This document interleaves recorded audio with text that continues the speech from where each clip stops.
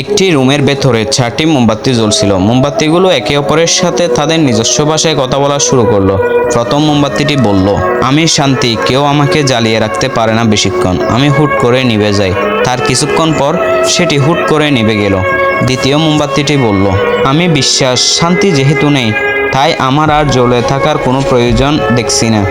আমি এখন নিভে যাব। কথা শেষ করার পর দ্বিতীয় মোমবাতিটি নিভে গেল।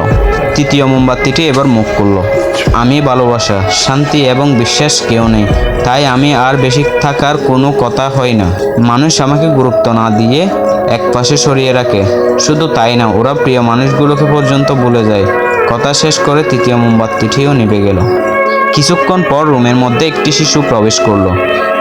3টা নিভে যাওয়া মোমবাতির পাশে সিমসিমিয়ে জ্বলতে থাকা চতুর্থ মোমবাতি দেখে শিশুটি প্রশ্ন ছুড়ে দিল, তোমরা জ্বলছো না কেন?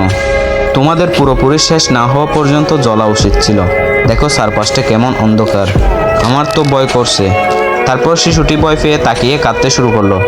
এবার 4 নম্বর মোমবাতিটি মুখ করলো, ভয় পেও না, আমি যতক্ষণ জ্বলছি তুমি চাইলে আমাকে দিয়ে আবার বাকি মোমবাতিগুলোকে জ্বালাতে পারবে। আমার নাম আশা।